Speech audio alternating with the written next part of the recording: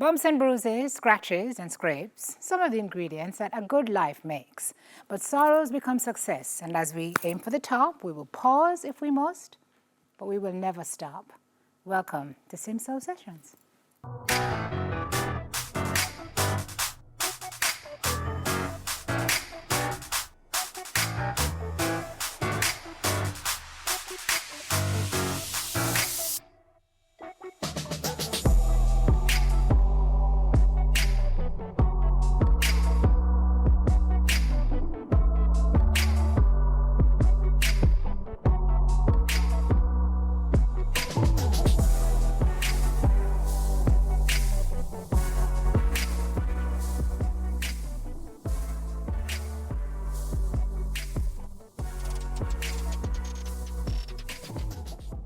Hello and welcome to Simso Sessions, the safe space to share your stories. Parents, guardians, young people, this program is for you. It's for all of us tonight. As we celebrate Child Month, tonight I'm introducing you to one of the most amazing, change-making young people I have ever met.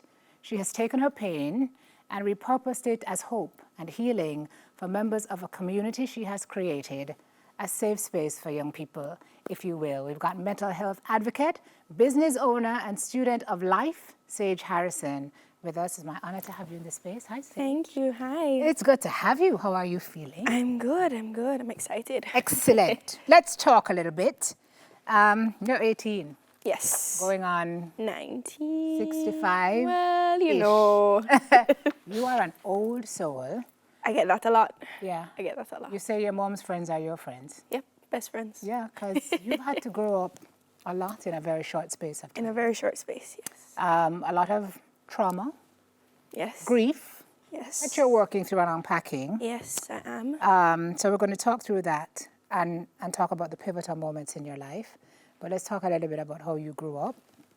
Very loving and supportive home. Yes. Mom and it Dad were was. there. They were there. For the first 12 years, it was just Sage. Just me. Tell me how growing up was for you. It was a loving house. It was mommy and daddy, and my mommy's side of the family and my daddy's side of the family were all very close. So I never felt as if I was alone. I was a single child, but I had about 3 girl cousins on one side and 3 girl cousins on the other side. So it was a huge family. And we adopted my brother when I was 12 and he was 3. So that was an adjustment. I was no longer a single child. I now had a little brother that was running around. And so what was that like? It had its moments. It's you know, it's just like dealing with any new person coming into your family, but he's nothing but my brother now. There's no divide whatsoever. He's just part of our family. People look at you now and say, "Oh, but you guys don't look alike," and you say, Doesn't matter. He's my brother. He is my Yeah. brother. Yeah. Yeah. Lots of love. Tell me about some of the values that underpinned you as you grew. I think the biggest value that I got from both of my parents really was helping people. And I think that's what has kind of made me into the person that I am. I grew up watching my mom and my dad dedicate all of their free time to helping people in any which way that they can. And I think I've followed in their footsteps. There's no other way that I could have turned out but just like them. Yeah. So, High school yes. presented a tough time for you. Yes. Integrating into high school, coming from a small school, going into high school, caused you some tumult in your life. Yes. Characterized by a number of issues that a lot of the young people who are watching know Yes. Go can through as well. identify with, but their parents don't really validate. Right. Including? Well, I think for anybody, but especially when you go from a group of, let's say 18 people in your class in grade 6 to 50 in each class, and then 8 classes in the grade, and then 7 grades in the school. You know, it ends up being a lot of people. You're meeting a lot of people. You're trying to figure out, where do you fit in? There's groups that have already been created, so how do you fit yourself into that? Do you meet these new people? Do you integrate with old people that you knew from your school before? Do you grow apart? Do you stay together? You know, it's a whole navigating system that you have to learn, and on top of that, it's high school. So there's work. There's work, there's new teachers. All of a sudden you have a different teacher for every class. It's a moment of growth, I think, for any 13-year-old going into grade 7. I think you're, about 13. And it was an interesting period. It literally made you physically sick. Yeah. Yeah. It got to a point where when my dad would be dropping me off at school, as you drive into the school compound, I had a headache, I had a stomach ache, I had a something ache, and either I was going to go to school or it was bad enough that I would just go back home. Really? So, yeah. But I just think I wasn't in the right place. So I moved to the right place, and You were at an all-girls school at that I was time. at an all-girls school. You say you're not about the female one. There's too many ladies around you. I don't know. Something about the environment just was not for me. I don't know. I don't know what it was. Guy friends are your people. Yeah, they are. And I don't know if it was the year that I went into, because I have people that found it amazing. I don't know if it was a year or if it was just the environment. I don't know what it was. But I ended up moving to a co-ed school. For parents who hear you speak of what you just spoke of, and who perhaps have heard it in their own children and just rubbish it, what do you want them to understand about that feeling? Understand that it's new, that when you're that age, you're not understanding what you're going through. Like, when I'm looking back at it now, I'm able to dissect it and be like, okay, this is what I was going through. But in that moment, you're confused, your teachers are confused, your friends are confused, and of course the parents are going to be confused. Yeah. But to sit down and listen and try to understand, I think it's the most important thing that you could do. Added to that, the immense pressure under which Sage put herself. So typically you have parents who pressure their children. Yes. Your self-pressure was made up for off the charts. Yeah. Standards to which you held yourself. Yeah. Where did that come from? I can't tell you. I really cannot tell you. I mean, I grew up knowing that my parents had a certain expectation. I think all parents have a certain expectation of their child, right? But I never felt that they were, like, pressuring it down onto me. It was more of a pressure that came from within, of a standard that I held to myself, a certain grades that I wanted to see, a certain college I want to see myself at, a certain extracurricular portfolio that I want to see myself with. I think it was completely internal. I have no idea where it came from. I think it's been there since I was like 4. Wow. I think it's just... It makes me feel like a bit of an underachiever. Okay. So here you are self-pressuring. You're navigating a new environment. And then when you can't really self-help, then therapy becomes an outlet for you. And that would serve you when you hit what was the toughest time in your life, 100%. in November of 2022. We're going to explore that after we take this break. More with Sage after this on Simso. We'll be right back.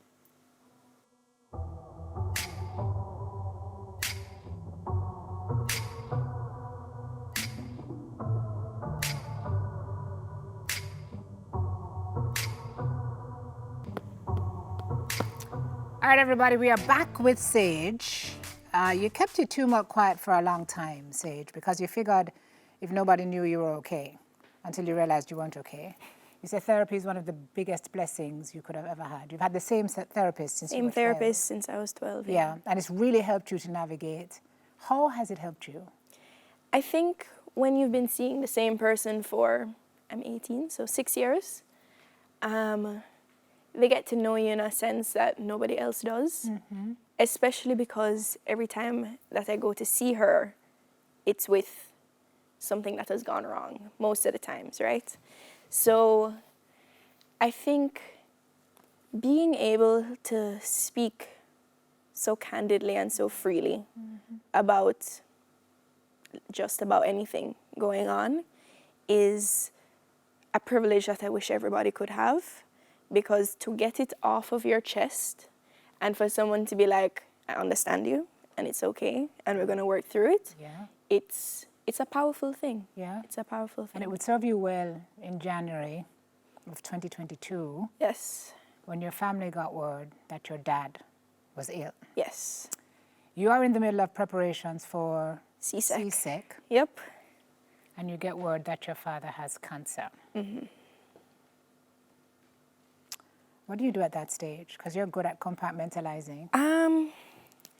At that stage, I didn't know what to do.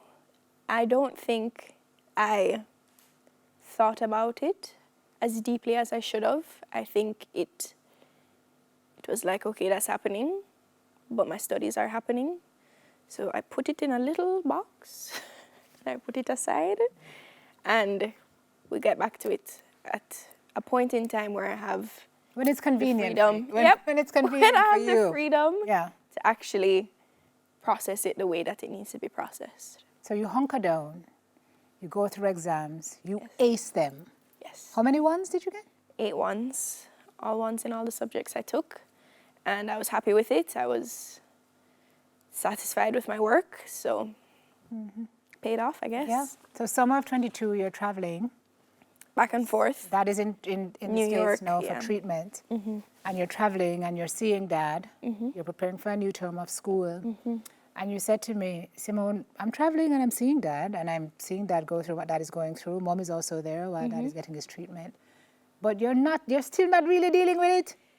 No, I did not deal with it. I did not. That summer, I can't even remember exactly what I did. I guess I traveled back and forth from New York. I prepped for IB, and everybody was telling me it's super difficult. So I was like, okay, I need to get my things IB in order. would be, for the folks who don't know, International Baccalaureate Right. program, which matriculates you to... to global. It's more of a global perspective kind of education that is a little different from CAPE. So we do 6 subjects instead of 4. Okay. Yeah. Yeah. So you're knee deep in this.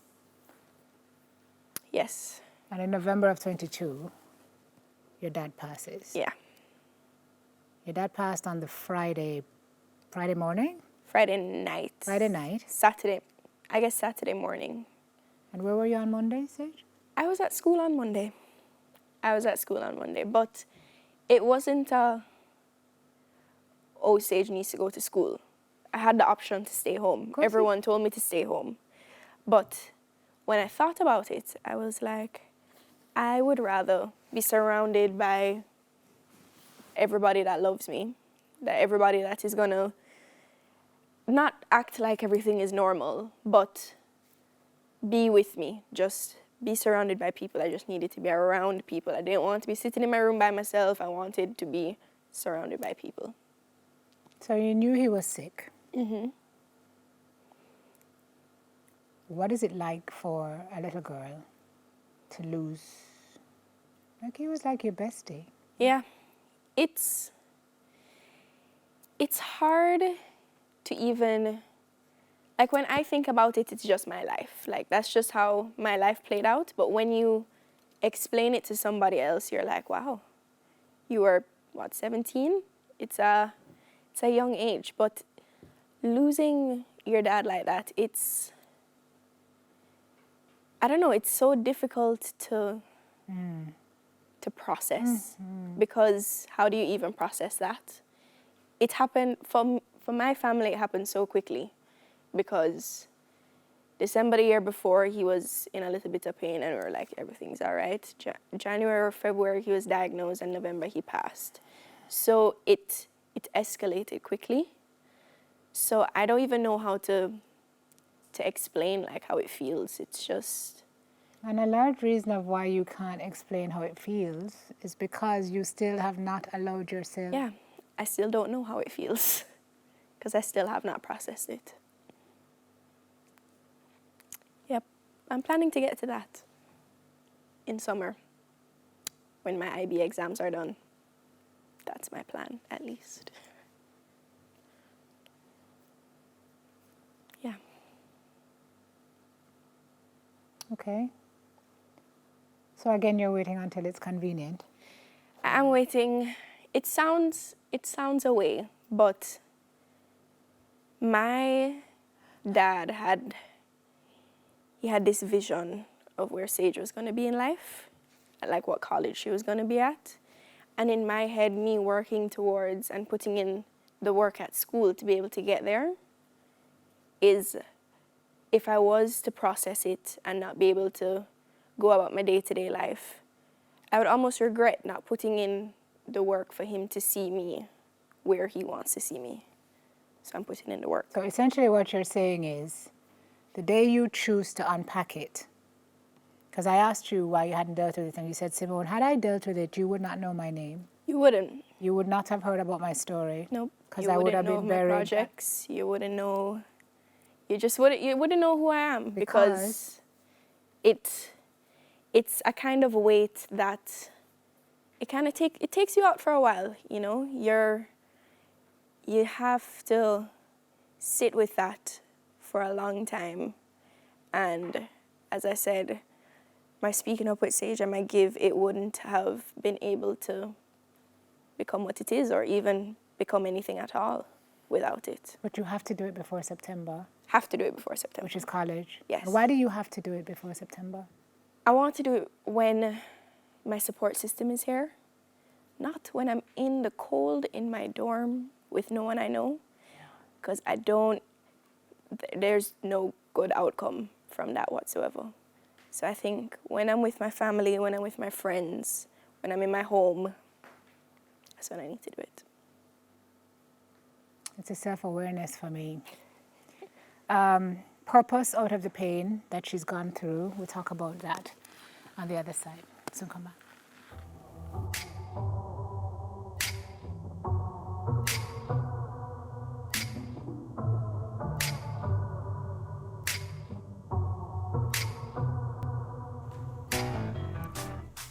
We're back with Sage, everybody. Talking to her about losing her dad in November of 22 and how she's been coping, obviously with a view to helping other young people who are going through a situation, or just anybody who's lost, because grief is universal these days. Everybody has lost somebody, and some of us are lost, having lost, you know, and need help. So out of your, I know my therapist tells me a good way to exorcise your pain is to repackage and to repurpose it. Right. And so you know, not knowing what to do with these feelings you were experiencing, and you decided that you're going to create a community. Yes, I did. The summer, that's what I did that summer. The summer of 22, I started Speaking Up with Sage, which is my mental health, you could say, website community, where people go on and they submit anonymous pieces about their mental health, whether it be just a rant about what's going on with their day, whether it be a poem or an art piece, and it's published on the community website and other people can go on and read. And I created it because that summer I was looking for that. I was looking for an outlet like that, and I realized it didn't exist. So I created it, and it has taken off in a way that I didn't expect it to. I've gotten messages saying that this website feels like my home. Yeah. And you have no idea what the website has done for me, and it's been amazing. And I think I filtered all that I was feeling into that project. Yeah. And these are other young people who are saying, we felt this, but we had nowhere to say this. My father also died. My mother also died. Yep. I'm feeling this at school. It's just been a really safe hub for everybody to come and speak up. Yeah, and I think the fact that you post everything anonymously, you can be as candid as you would like. Correct. Because not a soul knows who you are. Yeah. And there's no comment section under the posts on the website. So you can't be like, oh, my post didn't get as many likes as theirs. It's just there for people to read. And in creating this community, it has allowed you to find your purpose. Because you say Speaking Up with Sage has made you fall in love with humankind. Yes. When I get a piece in my inbox from anonymous@gmail.com, I think when I read it, all I want to do is sit down with the person. I want to talk about it. I want to find this person and be like, tell me what's going on. And I think that's why I fell in love with psychology. And it what led me to speaking at that UNICEF event that you saw me at. Yeah. And I think it has led me here. It has given me so many great opportunities. And it's leading you into a field of study. Yeah, So when you head to school in September, Yeah. that is what you'll be studying. that is what I'll be studying. That's yes. called purpose-filled life. Yes, Yeah. and I'm excited about it. Yeah. Last year for you was particularly rough. I asked you, I see you navigating bravely, Sage, but I asked you about the days when you don't feel like you can, days of depression, the days of anxiety. And you said last year was particularly rough because it was a year of firsts. Yeah. That's a year that many of us dread when we lose people. Yeah, I think after that year of firsts, you know what to expect. You know that this is what you're going to feel like on this day. So you can prepare for it.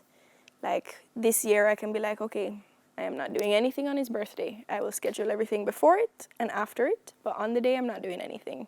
While on the year of firsts, it's the first time you're feeling those emotions. It's the first time you're going through those days without him there. So it's... No first birthday without him, first Father's Day without First, him. yep, it's a lot of firsts. First Christmas without him. It's a lot of firsts, but I got through it, and here I am on the other side of it. And it's I wouldn't say it's You're easier, on the but other it's side more of it now, manageable. Sage, are you?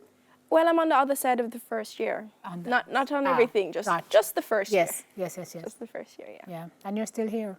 Still here. Yeah, and that's a message that you say you want to leave with a lot of people who are watching, because when you're going through it, you cannot see the other side of anything. You cannot. You cannot. You are made to feel like you're trapped in the experience, and you keep hearing people tell you over and over, hey man, you're going to get on the other side of it. And you look at them like, am I really though? Am I really? But you are. And I'm here to tell that story that you are. And about people and how they show up for you, immediately after, everybody's around. Everybody, for the... everybody's there. I would say for the first 6 months, maybe. It's kind of on the forefront of everybody's mind. It's fresh in everybody's mind. So everybody's checking up on you. How are you doing? If they see you, they're like, I'm so sorry. How are you doing? And then after that, life goes on for everybody, right? You might feel like your life has stopped, but everybody else has... They have new things going on. Somebody else's parent died, you know? There's always something else. So you might be made to feel like, okay, well, everybody else has moved on, so you have to move on too. But it's never the case. There's no correct timeline to follow with grief. It's just how you go about it and how you feel it will best suit you. And so how have you gone about it? You've used music. I've used music. You've used meditation. I've used meditation. I've used therapy. I've used my friends. I try to be around and surrounded by people as often as I can be. Which is not easy for other people. No, it's not. But Yep. that's That's the way your that way. I function. Yeah, I've used journaling. Journaling has been a big part. So tell me about that. You have two. Yes. So writing is how I express myself. It's how I make sense of the things of everything going on in my head, really. If I write it down, you're like, my therapist loves when I write. She's like, just read me. Don't bother try explain it. Just read the thing that you wrote down, and then I'll let you know what's going on. So I have one journal that's just write whatever's going on, just write it down. And then the other one is everything that I would tell him that I can't tell him. I write it down, and that's his little like, you know, all my accomplishments, all of what's going on in life that I would have been talking to him about, that goes in there. Okay. We'll be right back.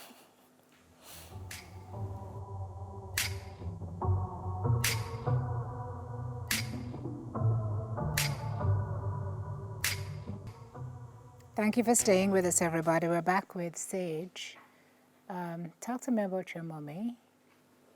Your So- package deal mommy. So you guys are a package deal. Yeah. So after losing a parent, the other one obviously has to step up in many roles that you don't prepare for. You're not made. I don't think you're not supposed to be stepping into all of these roles. It's not natural. But I think my mom has been such an amazing. Like I don't consider just my mommy. You know, she's my parent. She is everything that she needs to be to cover both roles. Not to say that you don't feel the absence of one, but it's not an every single moment you feel the absence, because she has done such a great job of playing both sides. Yeah. She's also your best friend. She's my best friend. She knows everything. And you say you can't say anything feels half full because she's more than you could have ever imagined Yeah. as your mom. So you don't Yeah. feel like anything's missing, although there are some roles she cannot play as your dad. There's some roles that you're never gonna be able to fill, Yeah. because it's just what your dad is supposed to do. Yeah. You know, but and you feel the need of someone else to be there. Mm-hmm. But when she steps into that role, you feel it a little less. Yeah. Strongest woman you know, you said. Yes, Yeah. strongest woman I know. Sometimes it's hard for us to look at tragedy and see the good that come of it. But you said your dad's passing has taught you two things. Mm-hmm. One, although it's cliche, is that life is short. Mm-hmm. The other is that we need people. Yeah. So the cliche one, yes, life is short. So since then, I haven't ever turned down an opportunity, or any opportunity that I can take on, I've done it. This being one of them, you know. You should always tell people that you love them, because you never know. You never know. But the other one I learned is that people, I don't know, people are my people. It's who I feel completes me the most. When I surround myself with people, when I'm helping people, when I'm interacting with people, that's when I feel the most myself.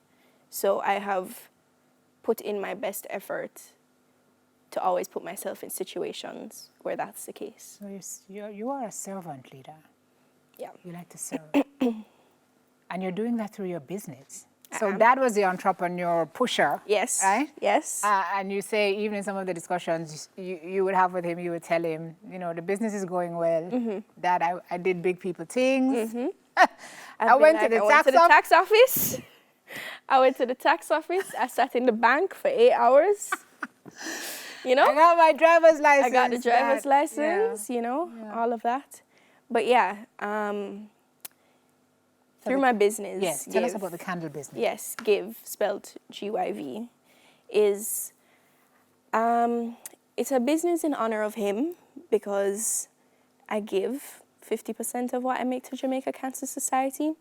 So I make these candles out of wine bottles, and they are made by me. I take over my mother's kitchen and dining room to make them, and I also make tote bags, and I'm working on T-shirts, and the whole message of the business is you're getting this product that I've poured all this love into, but you are also pouring love into other people, because I'm giving away 50% of what I'm making from it.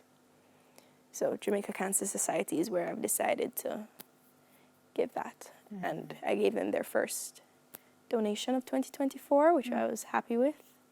And I'm working towards beating the last donation. Yeah. So yeah. You are a force. Thank you. You are a force. Thank you. Your fuel right now is honoring your dad's life. Yes. And so that's driving just about everything you Yep, do. that and living up to his expectations. Yeah. Is that a good thing or a bad thing? You know, I've been trying to figure that out the past couple of days. And whose are higher, his or yours? I think mine. I think mine, because mine have been shaped, I think mine have been shaped by his.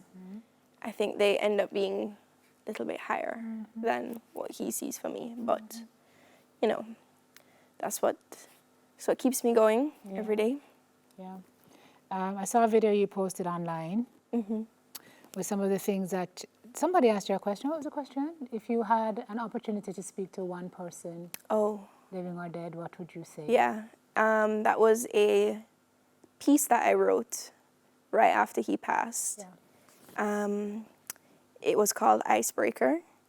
And you know when you're in class and the teacher's trying to come up with something to let everybody participate, and one of the questions they ask a lot is, if you could speak to someone dead or alive, who would it be?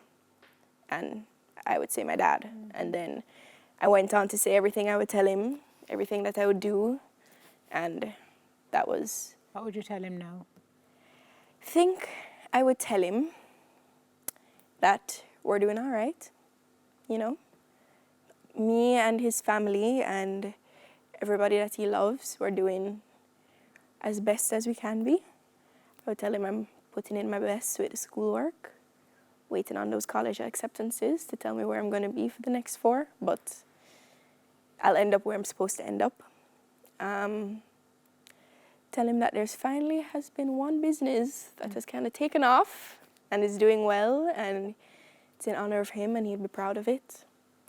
And that I'm being interviewed on SimSoul sessions. Oh, God. Oh, you know? Heart can't take. I think that's what I'd tell him. Okay. All right, well, that's what you would tell him. Here's what some folks want to tell you. Go ahead, Laura.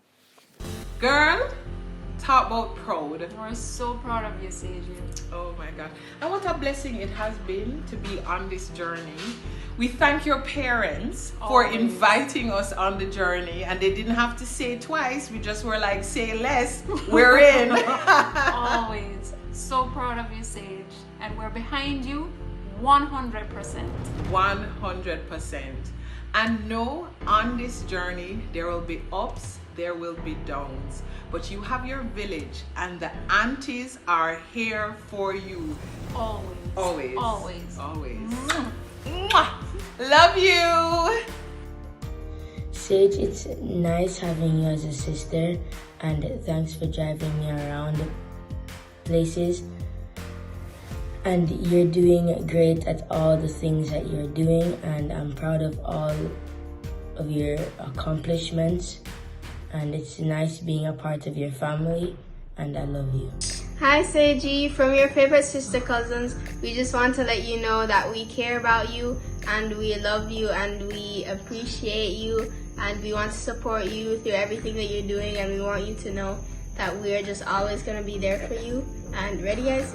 We love you, Sage! Love you, Sage! Hi Sage, I'm so happy to see that you've been so successful.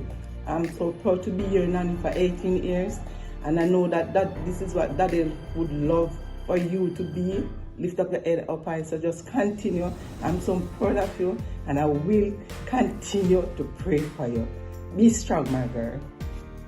Our niece Sage, I'm so proud of you. Your academic achievements started really early when your grade 3 teacher put on your report card that it was an honor for her to have taught you this year. And your achievements kept on going and ended with you getting the Principal's Award at Campion College and being head girl of Hillel. Also, your achievements as a dancer and an artist are awesome, and you do it with such grace and humility. We love you, and we're sure you're going to do great things.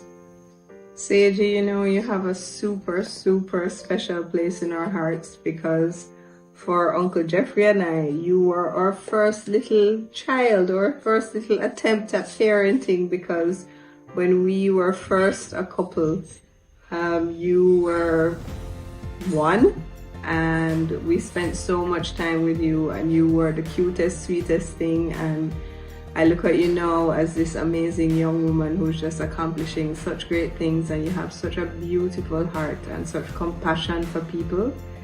We're so incredibly proud of you. Thank you for being so amazing to our girls. and we love you so much, and we know that amazing things are in store for you. Seiji, you're awesome. Love you.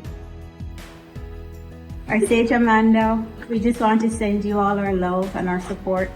Let you know again how proud we are of the incredible human being you are, all that you've accomplished, and all that is yet to come. We love you, honey. Love you, love you.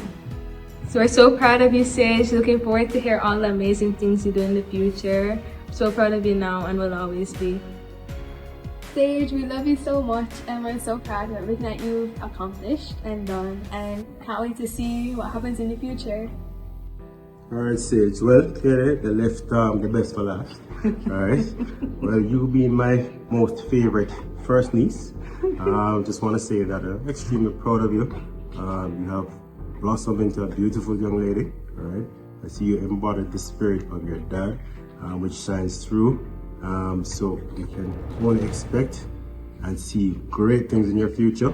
And as always, we're here for you and we love you. Just wanted to say how very proud we are of you. I've watched you from birth all the way to now, excelling at everything you put your mind to. Your piano, your ballet, your academics, and now Give.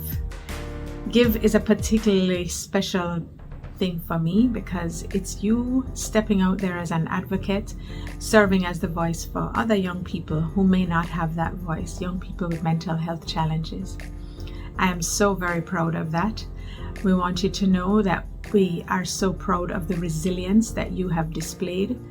We say continue to blaze that trail, Sage, and remember that your family, your extended family, and your friends, that awesome support structure that you have in place will always be there. We love you enough. I, Seiji, Grandma Harrison and Grandpa Harrison, wish for you all that is good. You are a loving, caring person and we love you dearly. Hope to see you very soon, Seiji. We love you and continue the good work that you are doing, and I know that your father will be so proud of you. I know he'll be sitting beside you right there, and I wish for you all that is good. Love you so much. Sage, you know that you hold an extra special place in our hearts, as you are our first grandchild. We've enjoyed watching you grow from a sweet and loving child to become the accomplished and talented young lady which you are today. You continue to amaze us with your accomplishments academically, in dance, and in music, and now with your foray into supporting others who are facing challenges. To say we are proud is an understatement. You are the light of our lives, and we love to watch you having such an amazing big sister to Nate. Continue to be amazing. We know that the next chapter of your life will be nothing short of extraordinary. We do love you.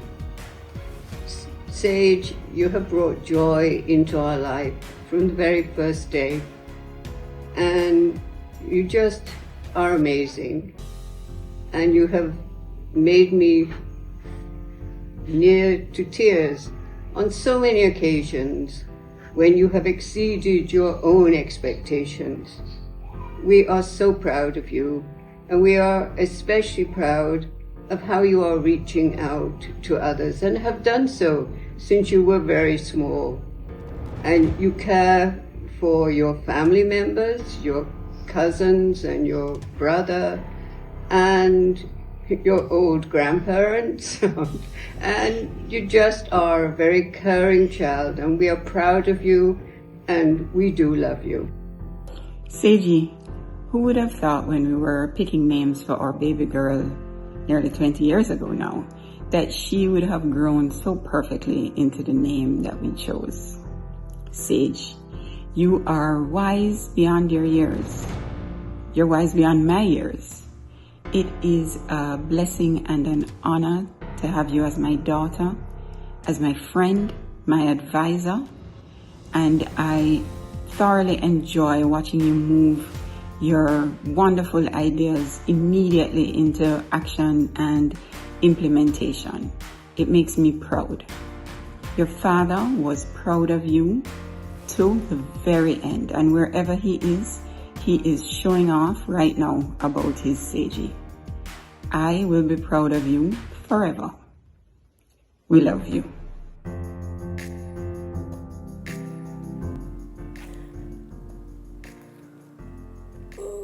You didn't tell me that was happening.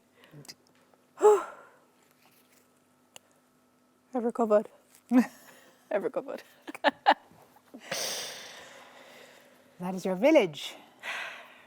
Those are your people. Those are my people. We all need people. Every single person. Yeah. All right, guys. Let's have Sage soak it in. Your mom underscored the point I was going to make, though.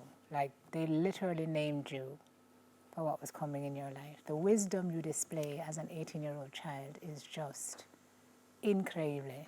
Thank you. Incredible. Thank you. Lead the program with Sage after this break. Simple.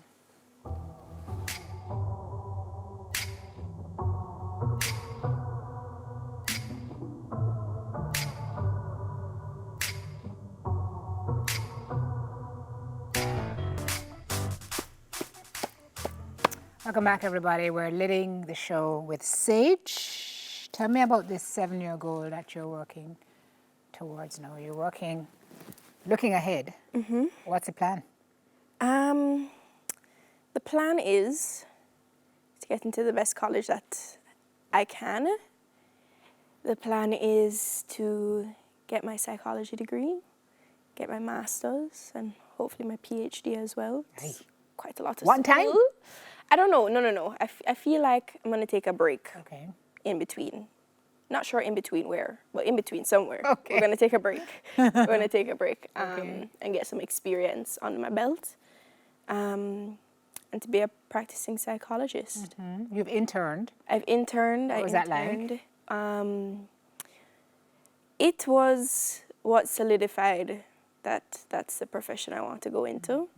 I sat in on some of the sessions. I got to do kind of some preliminary tests with some of the patients. And I was like, yeah, I could be in here 24/7. Really, just talking Sage? to people. That strongly. Yeah. And so you hear people talk about your resilience and your strengths and your... Is that a lot of pressure for you? Sometimes it can get to me. Sometimes I can say to myself, well, charting my own path, so whatever I do, I end up doing. Sometimes I hear people say, I'm so excited to see what you do next. And I'm like, all right, I have to do something next, you know? But I take it lightly, as lightly as I can, so that it does not become overbearing.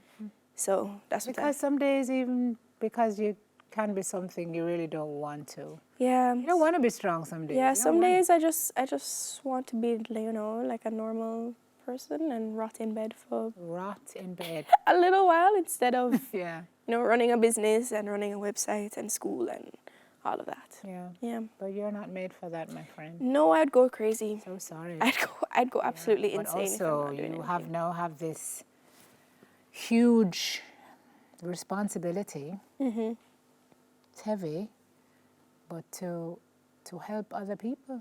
Yeah, and that responsibility I'm okay with, because it doesn't feel so much like a burden and more just, well, I was gonna do it anyways. So if people expect me to do it, then that's fine, because it's just people solidifying what I was gonna do in the first place. So Your relationship with your mom is so fantastic, and I watch it and it's reminiscent. I feel like I always go back to me and my daughter as a, you know, I don't know why, common denominator. For the parents watching during this Child Month program or Child Month, what do you want to say to them about building a relationship with their children, where their children feel it's okay to self-express, to be comfortable with who they are? How do we lift up our kids to make them feel worthy and special? I think the biggest thing is to listen without judgment. Sometimes you listen in and you are judging, but you don't need to show them that you're judging. You can judge internally. So try keeping... Inside judging. Yeah. Okay. Because, I mean, listening without judging, period, can be difficult. So if you can just keep a neutral facial expression and try to just understand where they're coming from, because we're living a life that, you know, it's unique and special to that person and that person alone. So listening and understanding is a big part of it. And for the young person who is watching tonight who has experienced a loss like yours, or just a feeling lost in the world, what say you to them outside of following Sage on Speaking Up with Sage on Instagram? Yeah. I would say don't let anybody tell you what your timeline is. I think a lot of people want to put a timeline on everything. Like, okay, after 1 year, you've processed. 2nd year, you should be functioning. 3rd year, you're good. Don't let anybody tell you that's how it's supposed to go. You're to make your own timeline. You're to chart your own path. And just stick to the things that you love. Even when you don't want to, stick to the things that you love, whether it be people, dance, music, writing, journaling, whatever it is, stick to them. And those are the things that will get you through. Yeah. Thank you very much. I feel like I was on your couch. So you can send me an invoice. I shan't pay it, but you can send it anyway. Sage, you're incredible. Thank you. You're incredible. It was great to have met you. Thank you. I've heard her speak at events, guys. She's a powerhouse. And I hate to add more pressure, but I know big, big, big things. Thank you. Are in store for you. Thanks All right. for having me. It's so good to have had you here. Time for us to lead our show. It's affirmation time, everybody.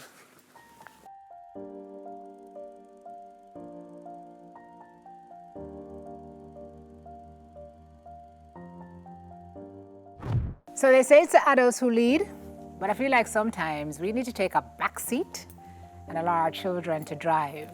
The seen and not heard days are done. They know what they want, where they're going, so we have to help to guide them in getting there, especially when their worlds are turned completely upside down for whatever reason. We need to listen to them, learn from them, and love on them, right? The Bible says a little child shall lead. We need to let them do that sometimes. Let their voices be heard so we can really hear what they're saying. They are precious little people with precious little voices, which we need to amplify. We have so many questions as parents sometimes. Trust me when I tell you, they have the answers. It's on their hearts. And we just have to help them open up so we can hear what their hearts are saying. So tonight we are affirming, I am old enough that I can learn from the young.